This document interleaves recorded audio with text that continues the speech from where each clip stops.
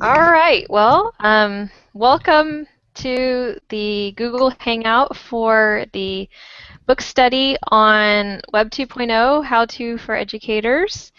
This was the book that we've been studying during the month of July as part of the Inclusive Learning Network's summer book study. And we've been looking at it and particularly interested in how can we use Web 2.0 tools and mobile apps to support diverse learners and in variety of contexts. It could be in K-12, higher education, we have medical education represented, all kinds of instructional settings. And so we decided to do a Google Hangout as a way to employ a type of web-based tool and to close out our study, and we are delighted that one of the authors is joining us.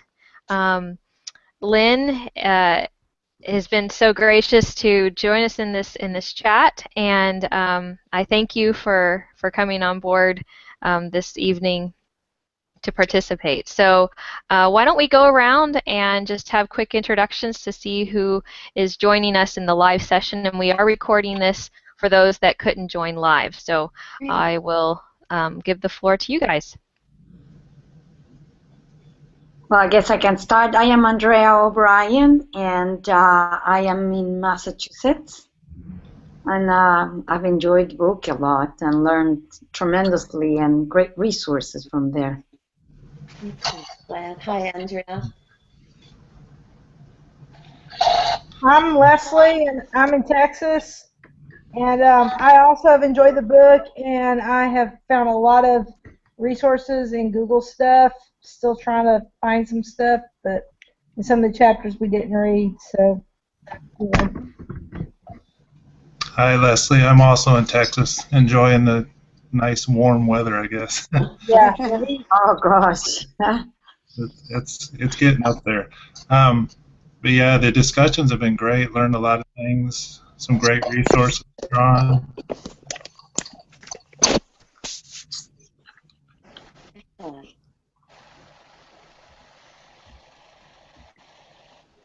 Hi, I'm Crystal, and I am in Richmond, Virginia, North Chesterfield, Virginia, but outside of Richmond. And I've also enjoyed learning through this book as well. Great. Well, I'd like to just say thank you for inviting me, and my co-author, Gwen, was equally flattered and wished she could be here with us, but she had a prior engagement. So I really appreciate the opportunity, and I loved your questions. One thing that may not have come through on the little bio is I'm a former special education teacher, and so your questions were fabulous. Absolutely exactly what I hoped you'd want to talk about. I'm not sure what your group is about. I mean, how you got together, or because you seem quite spread out, obviously, geographically, but perhaps also in jobs and so forth. So maybe you could just give me a little 1 minute talk about how you all got together. I'll start. I am a part of the board for the Inclusive Learning Network on ISTE, and I'm vice president this year, and we were approached by ISTE about running a book study using one of the books that they offer, and as we looked through the books, the catalog of books, we saw this one as one that would be useful for the Inclusive Learning Network audience, and looking at how we can use tools to support learners with special learning needs, learners with varying language differences, learners and gifted and talented, and just looking at how we can reduce barriers for all learners. And so we saw this as not necessarily a book that was written for special education or written for people with specific learning disabilities, but we saw that there were some applications that we could draw out of what you had put together, and there are so many examples in the book that it does make it possible to build on those and to really hone in on focusing on accessibility and accommodation and diversification and really supporting all learners. It's a great introduction, and I thank you. And of course, I'm deeply passionate about ISTE, having been involved for more decades than I'm willing to readily admit. But I think one of the things I will tell you that my start in technology, which was in the early 80s, had to do with my role as, and back in those days in California, we did pull-out programs. So I was a teacher who pulled students who had identified learning challenges out of the classroom into for an hour or 2 hours a day. And I got involved with technology precisely because of its ability to differentiate. I saw things. I'm sure all of you have similar kinds of stories of that kind of experience. And the mobile apps, the Web 2.0 kinds of things, I think, for multiple reasons, extend that beyond what I ever dreamed of. So not only because of the fact that they're mostly free, which means that we can show parents and caregivers and after-school entities, as well as ourselves as educators or whatever our role is. So the free is certainly important because they update and all of that. But to me, the other aspect is that whatever we're doing in a formal setting then gets translated into an informal setting as well. So it's something that a child or an adult can be able to carry with him or her. And then the other aspect, of course, is the differentiation. So whatever you think about the way people learn, you know, if people really, if we have learning modules, modes of learning, I happen to think that some of us are stronger in visual or auditory. We have the possibility of building on those strengths, but also supporting the weakness areas. So, so that to me gives a lot of flexibility to educators. So I'm delighted. I look forward to a conversation with you.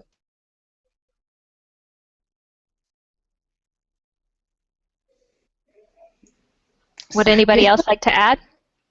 Yeah, this is Leslie again from Texas. I'm right now I'm teaching PE, which is kind of a blessing, but in the past I have taught kind of the special needs kids in math, and really fascinated with technology, and I've done the pullouts in preparing them for their state tests.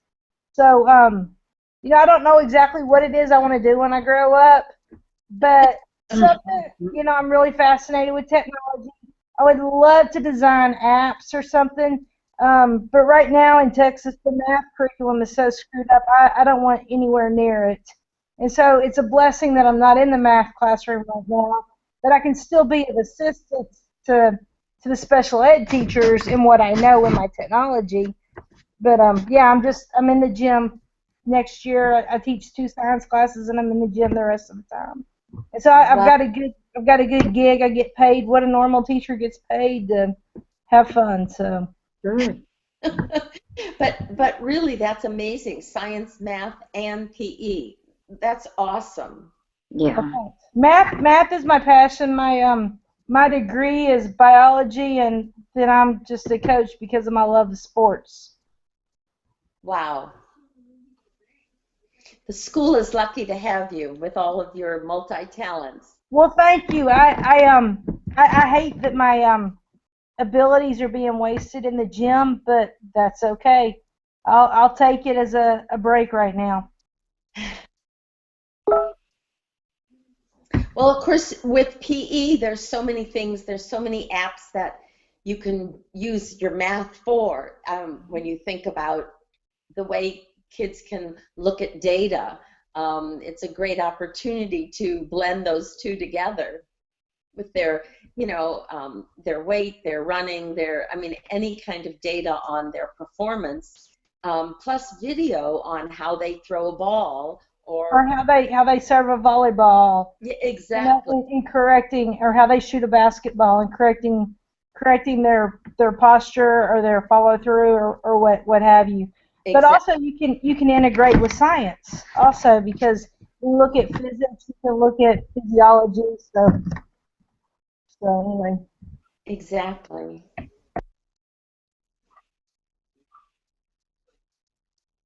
Come on, I saw lots of great questions. Yeah, well, my experience with technology has been I did two things. One, taught Spanish as a second language, and then I also was asked to run a task force where it was about integrating global education into every classroom's curriculum.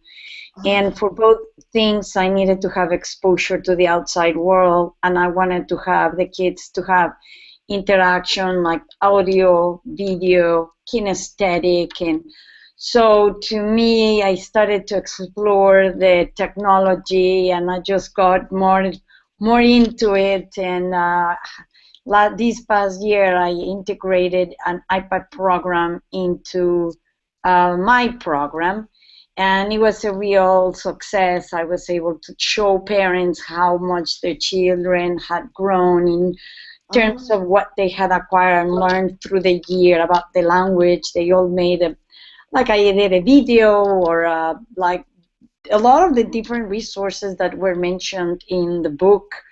We used a lot of that, and so it was very nice to see how parents who sometimes can't appreciate the growth to have something so tangible for them to measure. And I enjoyed it so much that now I actually was telling Susie that I mean, also in the midst of a career change, I raised all my 4 children and my baby's off to college. So I've been more wanting to help teachers to integrate technology into schools. And right now I'm talking to a few companies that, they are interested on my services of helping them train teachers, go to schools leaders, and just help in that aspect. So not so much from the classroom perspective, but use all the talents and all experiences that I have acquired in the classroom to then go and help teachers do this. So Andrea, my new role, I'm at Nova Southeastern as the Dean of the College of Education, and we do a lot of teaching in the Caribbean, in South America, in Spanish, and we have a program for technology integration, and I would love for you to be one of our graduate students because we need people who can teach this kind of thing in Spanish, and especially there's a really big lack of people in the Caribbean and in Latin America and South America where special accommodations are not so common, and they're really looking for someone who understands how the technology might be able to do that. So I'm just saying, if you want to talk later, you know how to find me. Definitely, definitely.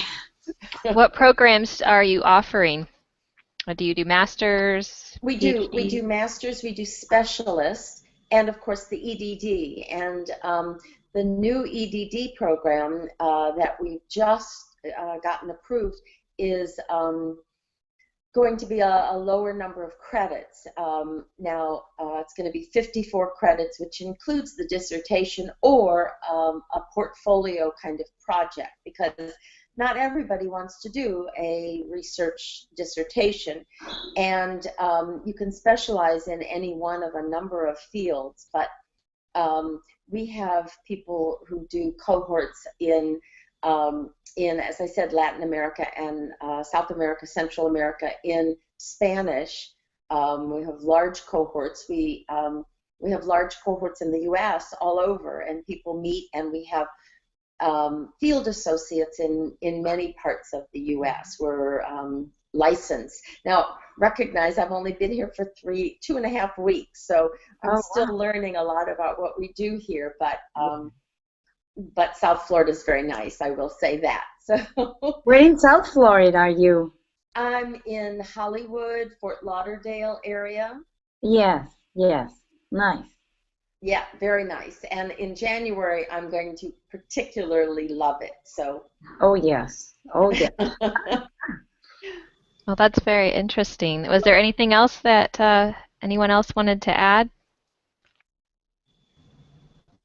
I'll get a little bit about myself. I taught special ed for a number of years in Brownsville, which is well down on the border. So I encountered quite a bit of Spanish and language differences. It was a little bit of a shock, but you get accustomed to it right away. But I mean, as far as looking at Web 2.0 tools, that's when I started. It was back in 92, 93. We had like one of those old computers in the classroom that I don't even know if it worked or not. Took it up.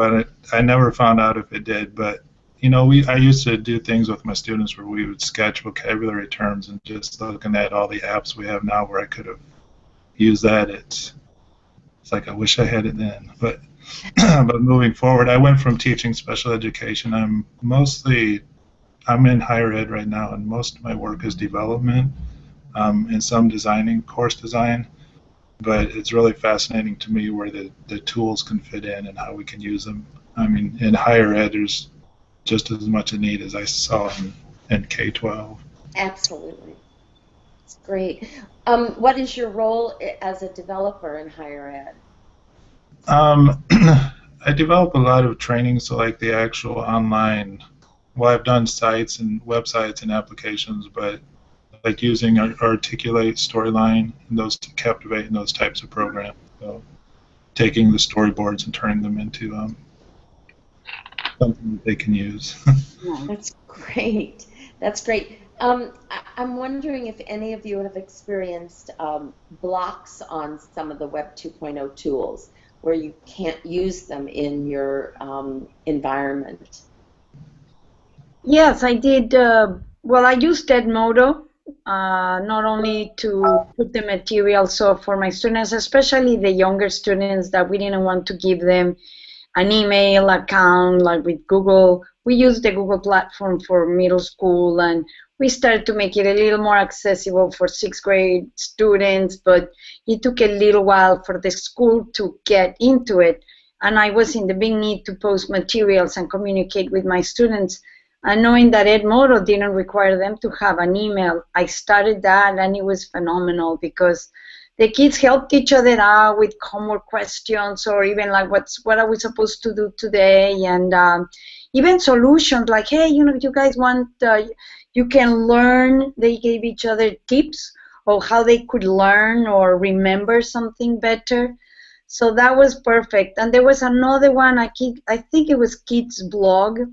We go to Puerto Rico every year with our middle schoolers, and we also wanted to blog with them in terms to get to know them better, what your interests are, what about you, so that when we go to Puerto Rico, the kids would know each other better. And they were really excellent, both Edmodo in the classroom and the kids blog with getting to know the people in Puerto Rico was very good.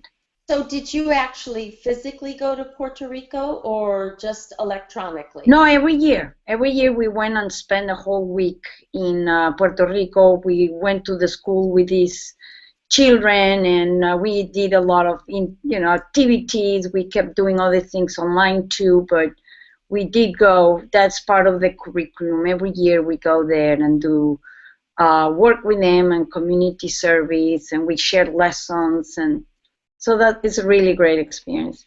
That's great. We have a campus in Puerto Rico.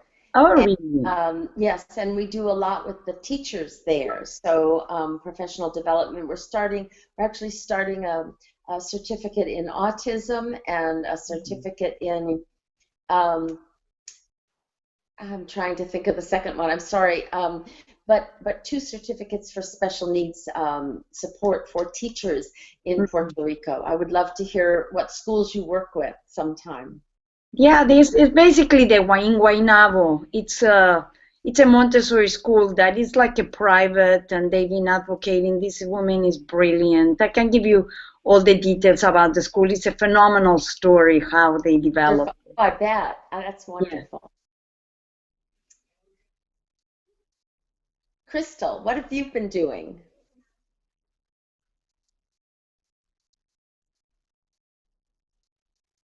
Wow.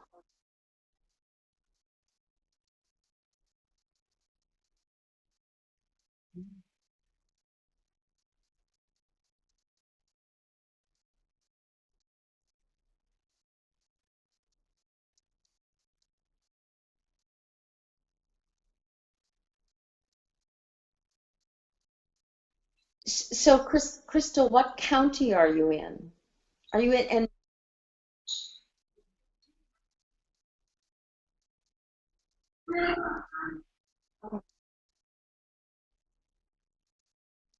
I was in Fairfax for a long time before I moved a couple times ago. So that's fascinating. But you're not connected to like the Governor's School for Math and Science. You're a separate entity.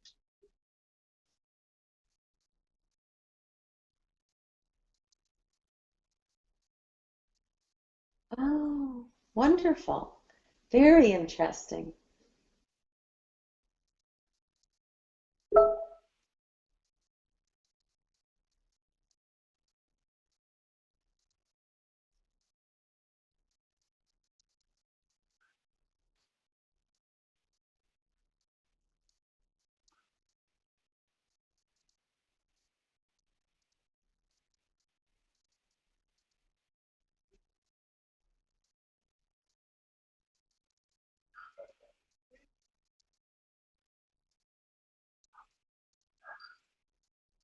Fascinating. This was the first ISTE conference in, I can't tell you how many years that I missed because I was in the process of moving. So maybe if you get together, Susie, if you have a group next year, we could meet at the ISTE conference. That would be great. Let's see, next year is in Denver, so right. That'll be great. The summer, right? Yeah. All right. So, did anybody have any particular questions for Lynn that you wanted to ask? Yeah, I have a question. In the reading, it had apps for high school. It had a lot of apps for elementary school, but I didn't really come across many apps for middle school. Is there a link or something available for middle school education? Or It's a great question. It's a great question. I think middle school, part of the difficulty is middle schools are defined in some states, and even in some counties, it's fifth grade it starts, and some sixth and some seventh, only 7 and 8. And so it's really more the elementary are more sort of general, and they're specific, but they're more usable in lots of different ways. Like Edmodo, you can use lots of things and put them together, and elementary teachers are so much more free to integrate content. Secondary, we really tried to focus on content specific, and many of those for secondary school are very applicable to middle school as well. They're sort of scalable, I guess you would say, so that you could, for your higher gifted students, there are lots of opportunities for them to do things with those specific tools. And they're just so content rich that they are easily, as I said, sort of adaptable to a an 8th grader or a 7th grader or a 10th grader. There's just not as much variation, I guess. Now, some were clearly just for secondary, but we found a lot of middle school teachers using the elementary ones. And then there are, you know, Edmodo is such a shell. You can do a million different things in it, or some of the others that are content-free, teachers used for their own content-specific kinds of activities. And then the very heavy content-specific, the ones on physics, the ones on, you know, higher order math and those kinds of things, you wouldn't necessarily use them with any anybody under a high-level high school student. So it really depends on the goals. And one of the pieces was about how do we learn more about them? How do we learn from others? And I think elementary teachers are really skilled at sharing.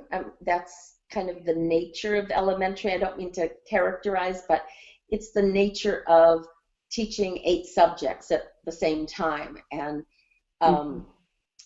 middle school and high school are so focused on content that it's a little harder. But even middle school is better than high school in terms of sharing and blending.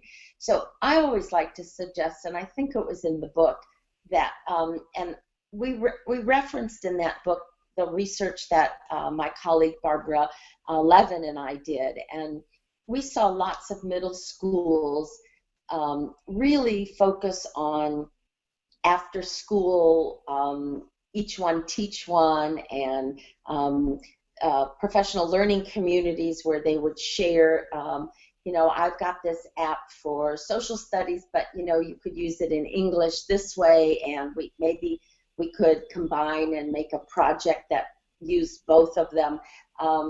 In high school, we just, for good or for ill, we just don't see that very often, unless, again, the leader of the school really encourages that, which is what a leader ought to do. But, you know, let's be honest, secondary schools are much more focused on the bottom line. You know, I see in post-secondary much more of a return to the model of integration of content areas and working together, people doing 2 classes that might blend things together, and really using that project-based learning model that we see in some, well, in some high schools, but mostly in either middle, elementary, or post-secondary. Yeah. I don't know if this helps, and I don't know what the exact type of content. I'm not sure if you said reading is specifically or general thing. I missed that. Were you thinking of something for reading for middle school, or more general, just teaching them any? No, yeah, just general. Which is kind of a shame, but now I know many states see reading as every middle and high school teacher's responsibility, which personally I think is excellent. But they may not see that as their job. You know, I'm teaching chemistry. I'm not teaching reading. Yeah. But there are some. Well, you think about a child who has difficulty processing visually, who might read more slowly, have difficulty understanding. Now we have the possibility of an app that will read a book to them. You know, I actually have a granddaughter who has difficulty with writing.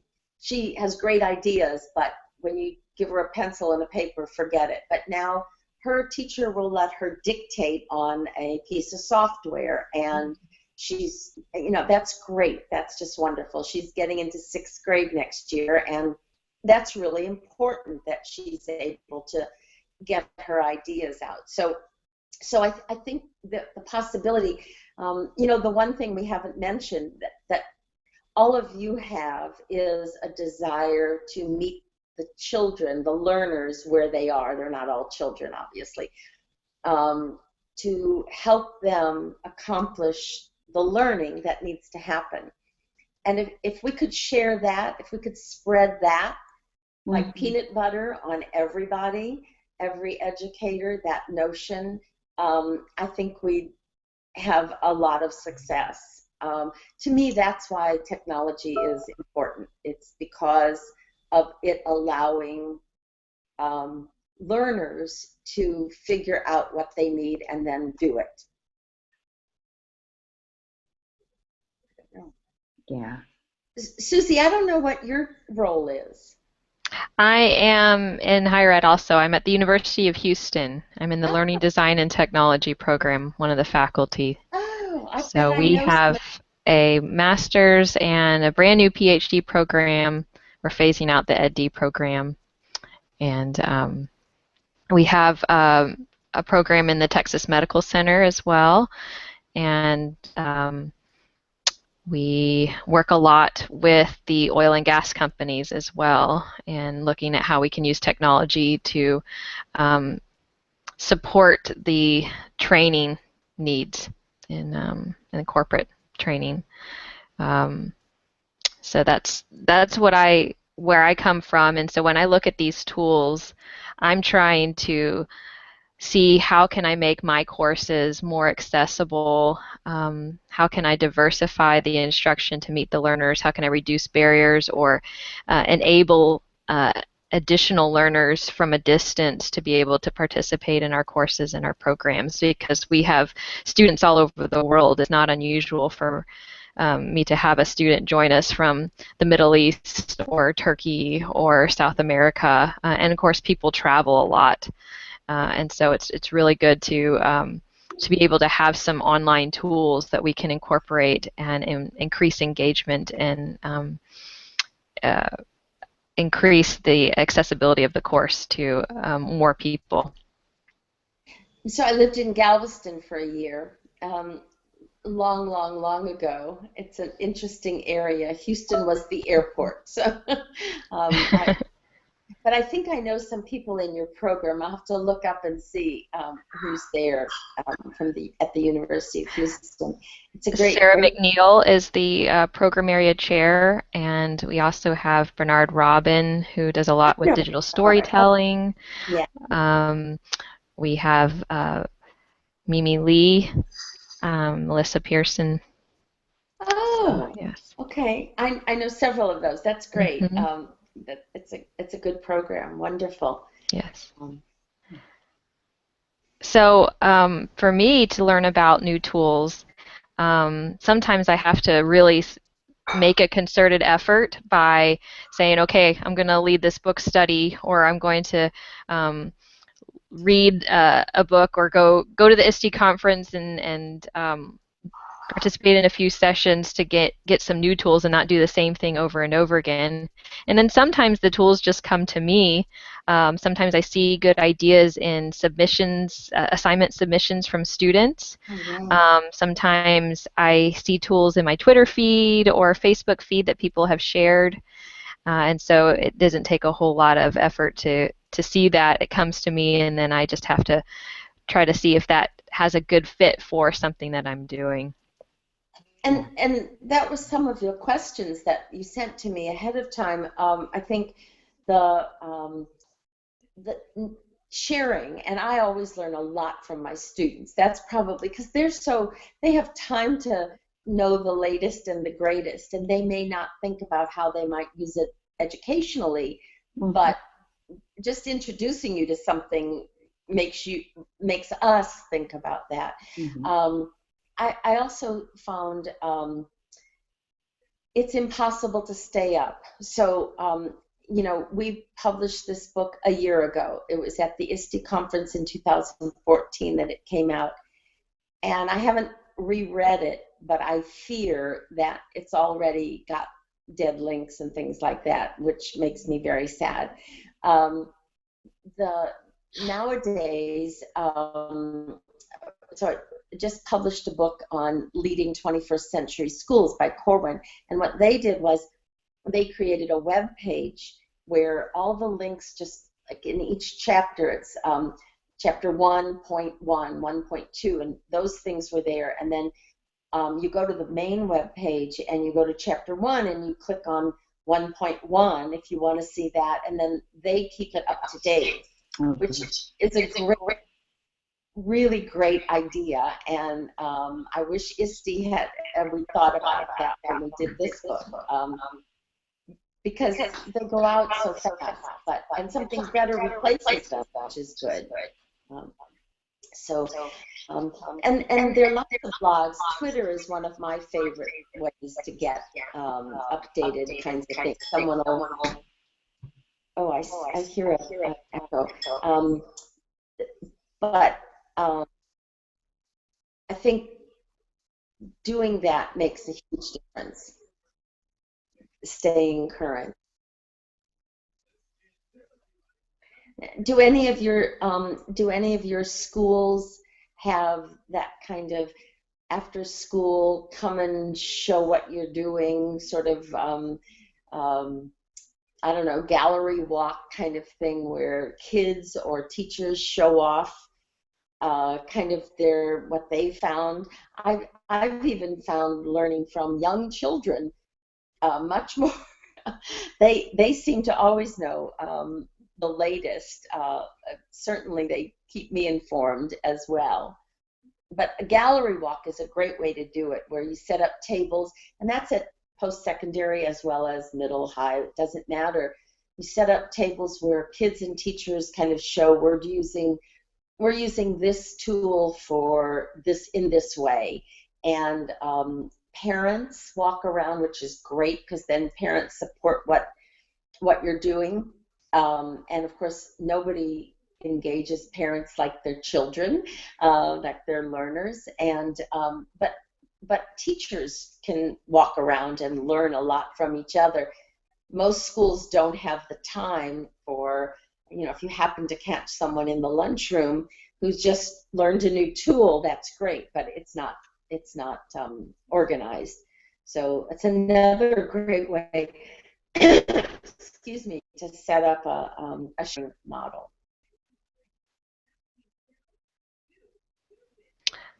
All right. Any other ideas on how you learn tools?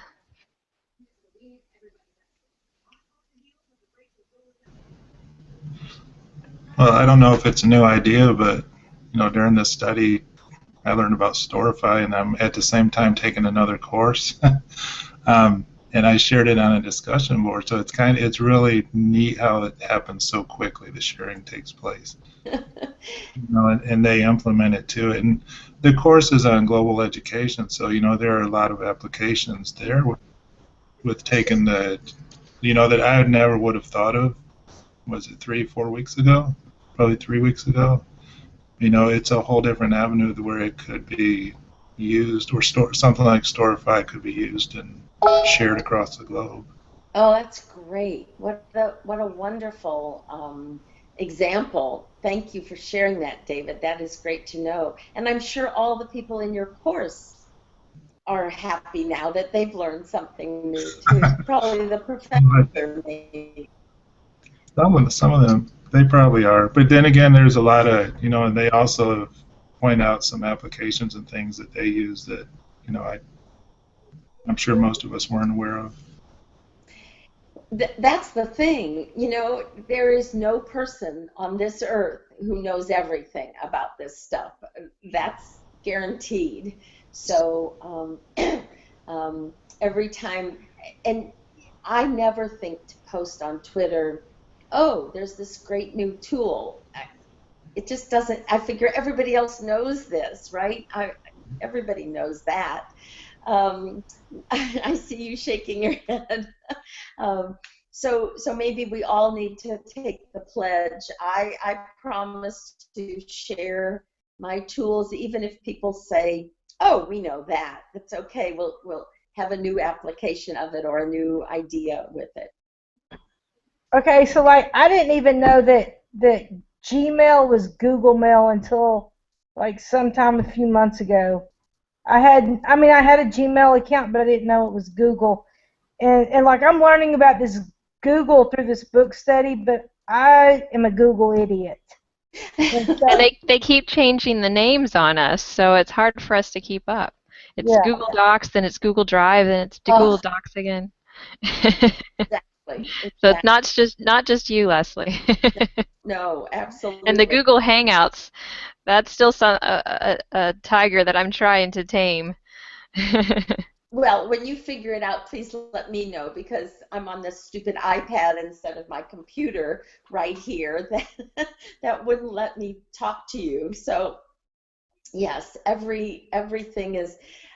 Now, I like to say that the reason I love this stuff so much is it keeps me learning, right? I mean, every time I learn a new thing, then I feel my brain's not atrophied or falling apart. I can still learn things. So, you know, as long as we're learning, we're positive.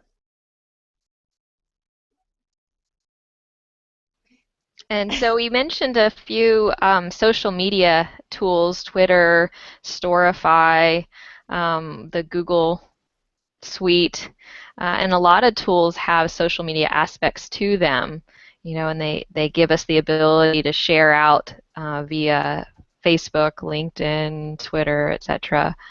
Um, so what do you think is the place of social media within education, and what should we do with it as educators? That is such a great question, Susie. I think, um, to be honest, we ignore it at our peril. It exists. It is popular. Whether we think it's great or we hate it doesn't matter because our learners at whatever age love it. And so we need to take advantage of it. I've seen Facebook used for learning. I've seen Twitter used for learning.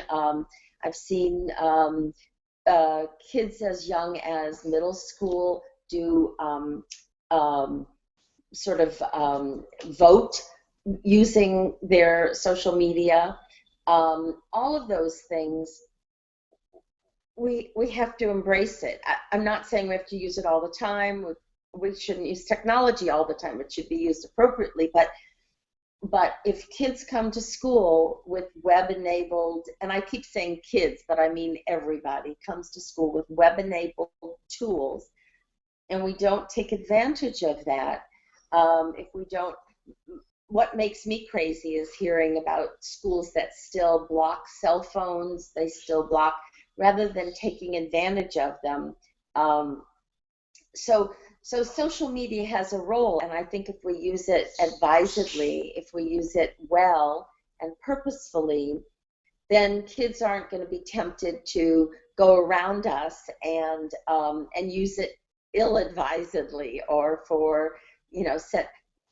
So someone said to me, you know, when I was in school, which truly was 100 years ago, we passed notes. You know, if the teacher found it, they'd open it and read it out, and you'd die of embarrassment. And but we did it, and so kids are going to do it too. Adults in a post-secondary in a college class, if they're face to face, they've got their phones on because their kids might need them or their mother might need them or something. So to try and make everybody put that social media away doesn't make sense. So let's use it positively. I've seen Twitter discussions about an event, a current event. I think, David, you said you're in a sort of global education. Well, what better way to talk about events globally than with social media, where it's immediate, it's instant. I think we can ignore it, but it doesn't make sense. So yeah, it's an important tool. How young? I think it depends on the students and on the purpose. But you know, I don't know. My younger granddaughter is going into 6th grade, as I said. She lives in Fairfax, Virginia, and for the last 3 years, all of her assignments, homework, practice tests, whatever, are in Blackboard. So, you know, she has to use it. What do some of the rest of you think? Anybody? I'd love to have someone disagree with me. It'd be great.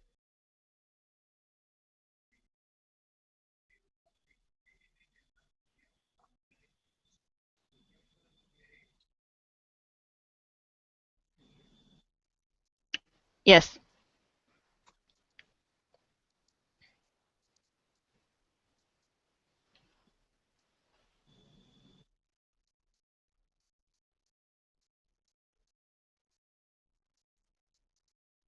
Great.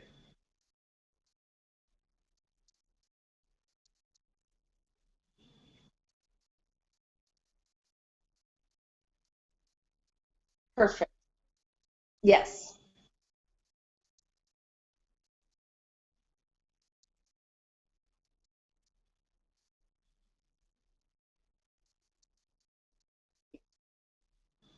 That's a good point. Again, it needs to have a purpose and be the right purpose. You know, putting up a podcast, for example, you wouldn't want them to just go out and find any old podcast because heaven knows what they'd find. But and putting things in closed, and now we can do that. Google allows that. Some of the other tools, Edmodo is a perfect example because it is a closed community.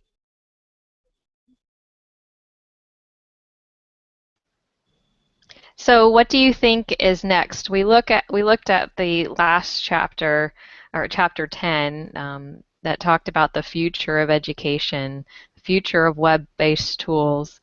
So where do you see it progressing to even a year after the book's been published? So I don't know if you all know the name Dave Morrison, who really started ISTE. He just published a book on the brain science and learning, and it's free. If you just Google Dave Morrison. But Dave interviewed me when I went to the University of Oregon to do my doctorate. He was there. He was a professor and also the head of the organization. And he said, now this was 1988, so a very long time ago. And he said two things. He said, first, Lynn, you'll never get a job teaching telecommunications in education because it's not going to go anywhere. This was 1988. And two, what do you think you'll be doing in 5 years? Now, I'd like to claim brilliance in my answer, but I can't. I said, I have no idea. And it wasn't that I could foresee the rapid growth, it was that I had no idea. So I really had no idea. I just, would any of us have predicted 2 years ago the kind of things we're seeing now? I certainly couldn't have. Would any of us have predicted 4 or 5 years ago the impact of Twitter on our society, on our lives, on the way we interact, on the information we get? I think what we have to prepare learners and ourselves for is the rapid change, is the looking at any new application or tool or use of a tool with the question, what do we gain and what do we give up? And think about things from that perspective. I think of myself as fairly creative, but I can't imagine what some 13-year-old in his basement is playing with now to invest and to invent and spring on us, and we will all a year from now meet again and say, did you ever imagine this would be there? I just can't imagine. So maybe it's because I'm old, but I cannot imagine, except that it will be new, it will be exciting, it will be interactive, it will be free, at some level, maybe not forever or for everything. And we will all shake our heads and say, why didn't I think of that? It's my real bottom line. If I thought of Twitter, gosh, I'd be retired now. So I wish I had an answer. I would be interested in what all of you think is the next thing. Susie, what do you think? Well, I think that there's this melding together of tools, being able to integrate one into another, and especially having the social and collaborative aspects of different tools. I think that that's where I'm seeing a lot of this going, being able to share our knowledge with each other and connect across the globe, not having the physical borders anymore. That's where I see this going, and I guess why I asked that question is because there's just so much, and you can get so overwhelmed with how many tools and strategies and ideas there are out there. Where can we focus our efforts, focus our time that we do have on applications of these tools? And for me, I'm really focusing more on how can I engage my learners using the tools. How can I make the content more accessible and more memorable to my learners? I think that's awesome. I think the one thing we've seen that I love the most about these tools, why they are important to me, is exactly what you've said.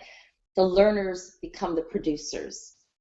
They collaborate and they create. And to me, if you look at the Bloom's taxonomy, the new revised one, creating is at the top. And getting, I think some of our tools take that away. They just are repetitive. And so I guess being able to differentiate, to evaluate, for you as an instructor, as an instructional designer, to say, this tool has the ability for my learners to create, collaborate, develop, promote, whatever, or not, and then I'm not going to use it, or I am. That's the greatest time to decide. That's great. And I think it helps me enjoy my work more when I can design activities that the students are enjoying, that are interesting, and that really bring out what they can contribute, their applications in their own work, so that it's not the same kinds of submissions all the time. So I certainly enjoy grading more when we're able to use things that allow us to be creative and express our learning in our individual ways. Well, and what you've just said goes back to how we started this conversation at the beginning, which is, how do we differentiate?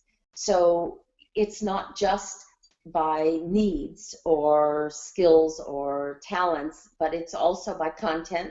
So you can have multiple people in one experience, and each one focuses on his or her content area or age grade or whatever it is, medical education. That's the beauty. It's the emptiness, if you will, of the tool that allows individuals to fill it up. Yes. As we close, are there any key takeaways, things that you remember from the book study that the participants would like to share, that you all would like to share before we finish? I'd love to hear it.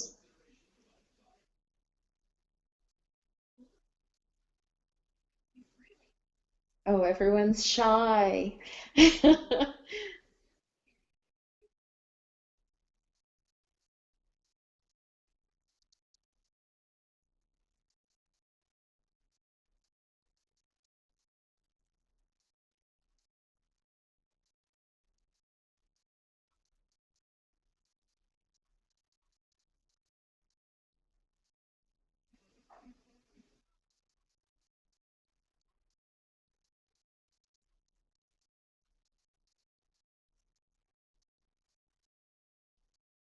Awesome.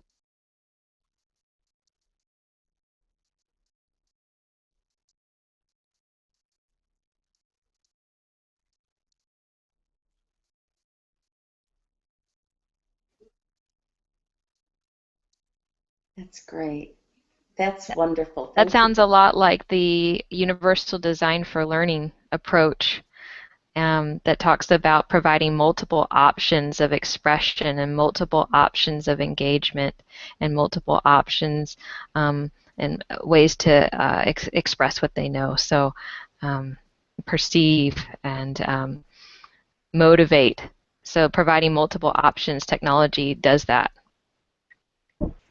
I am just in the book study. I wanted to say I was just really fascinated with all of the the mentions and the references to special ed apps and how things and technology can benefit those kids, because our special ed population continues to grow each year, and we're getting more, and we need to be able to accommodate these learners.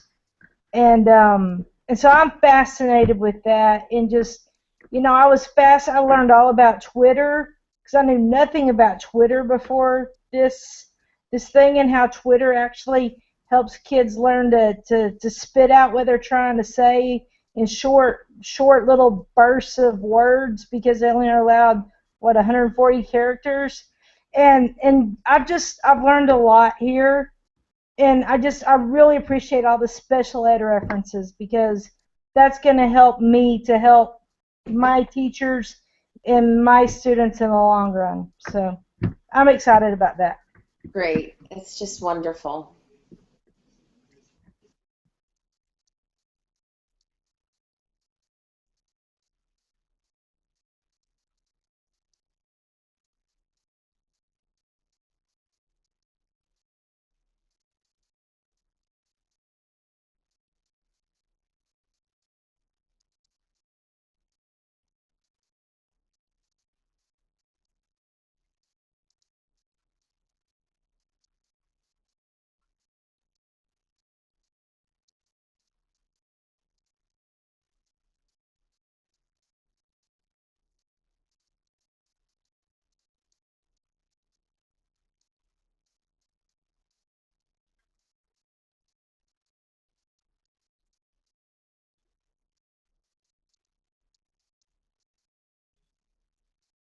Great.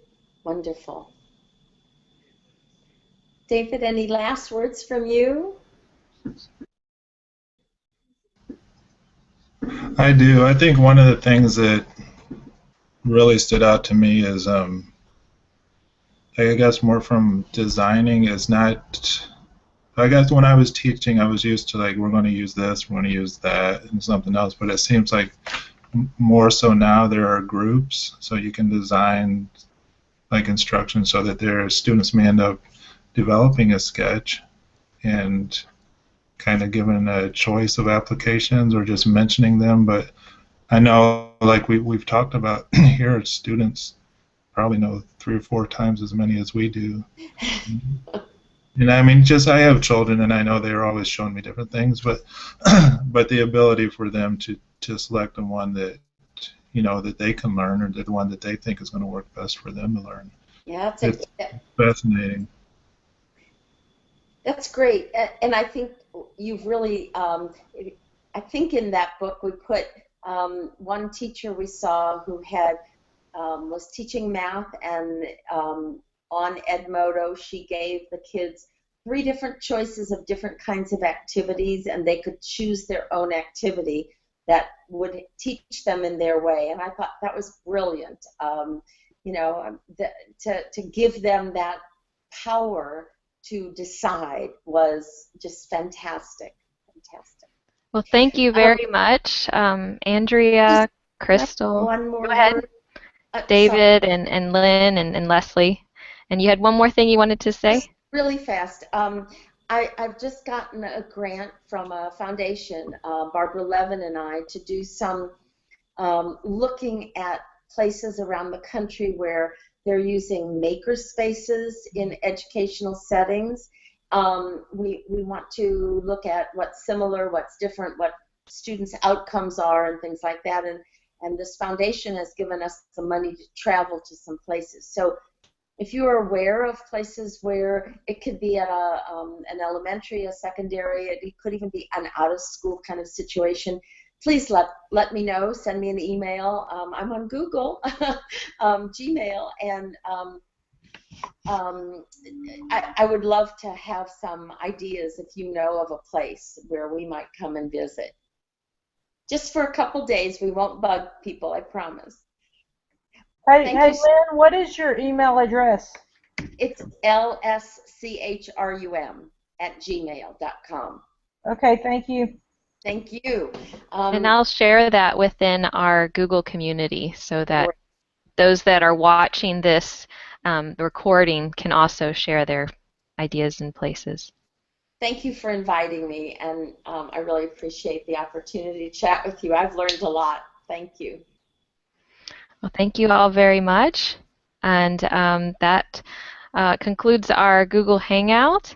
And I appreciate all of the work that you've put into studying the book, and we'll continue sharing ideas, and hopefully we can meet next summer at the conference. I love that. Take care. Bye-bye.